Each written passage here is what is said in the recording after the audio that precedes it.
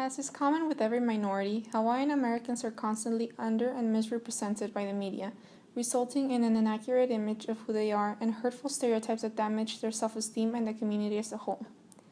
Before the Westerners came along, Hawaii's natives were traced back to Polynesia and Tahiti.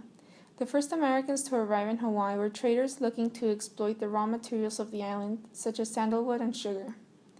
A lot of changes were brought upon the island, which eventually led to the annexation of Hawaii.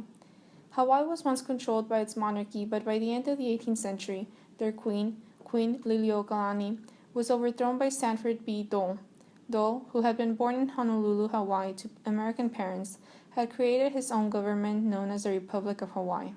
After several attempts, the last push for the annexation to happen was the breakout of the Spanish-American War in 1897, with the naval base of Pearl Harbor being the reason that convinced Congress to acquire Hawaii. As with any minority group, stereotypes are a dominant and most times inaccurate representation of the population. Hawaiian people are often confused as foreigners who live in a different country when in fact Hawaii was the 50th state added to the United States in 1959. Hawaiians are commonly stereotyped as the people who wear grass skirts and coconut bras, live in grass shacks, and know how to surf and do the hula. Other stereotypes placed on Hawaiians are that they don't have electricity, cars, or paved roads. As with the stereotypes of many other minority groups, they result in a broad generalized opinion about the entire population. Because of the negative effects of stereotyping, Hawaiian Americans are treated differently than Americans of the mainland. This forms a sort of division within the country and disrupts the unity of the United States. Contrary to popular belief, the hula and the lei are cultural practices that have numerous years of history. In the media, it is seen as a connection to nature and for entertainment purposes only. It shows the common culture of Hawaiians but does not tell the story behind it. The hula is a sacred storytelling way of the Hawaiians and natives. It is dance for social enjoyment, but its chants and movements preserve epic tales, myths, and history.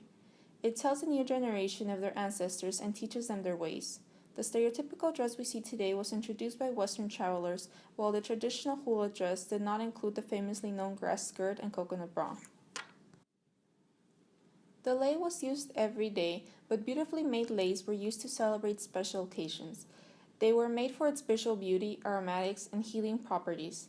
Everyday leis were made from leaves, while permanent leis that lasted generations and were worn for special occasions were made from fragrant plants, flowers, and fruits. Hawaiian chiefs or anyone highly ranked wore permanent leis made from shells, bones, and nuts. They were intricately designed to show off a person's status or show their affection to their gods, chiefs, and others. Hawaiians on the mainland account for 40% of total Hawaiian population, with twice as many Hawaiians residing in California than in Maui.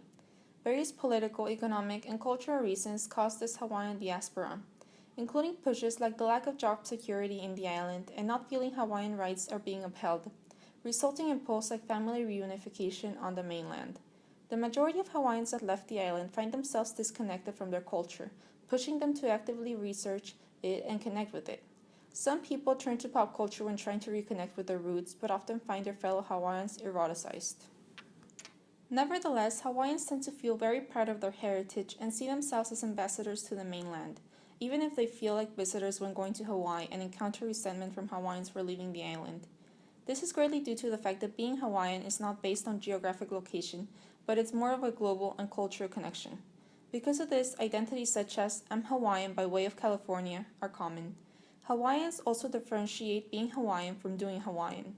Being Hawaiian meaning that they have native Hawaiian blood, while doing Hawaiian is engaging in cultural practices. Regardless of which identity an individual identifies with, Hawaiians tend to agree that they find themselves being more Hawaiian on the mainland because they appreciate their culture more. This homesickness leads to rehoming in the mainland, which is migrants seeking fellow Hawaiians, their food, sports, and associations in order to feel more connected to their island. Hawaiians on the mainland come together through organizations such as Fullerton's Na Manu organization. In Gardena, there's the Hawaiian Daughters Guild of California and the University of Southern California's Hawaiian Club. Parents of Hawaiian children actively encourage their offspring to join cultural activism and embrace the concept of ohana, family.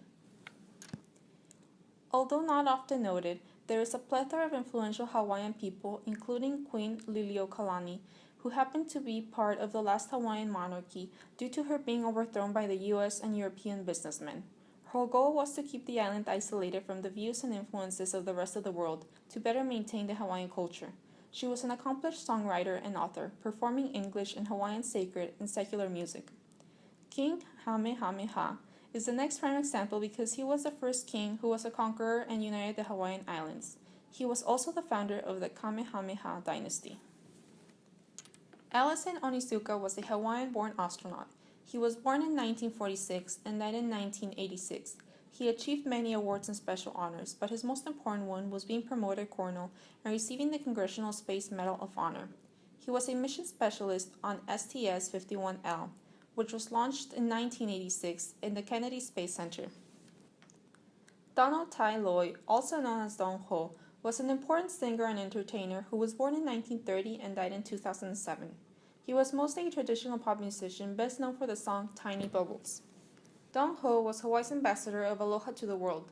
He would bring people together with his charismatic personality, Hawaiian values, and music. He is Hawaii's icon and personification of the aloha spirit. These are the people of the Hawaiian culture that have aspired to become an influence in the nation that exemplifies strong and willing people by embodying the authentic Hawaiian spirit.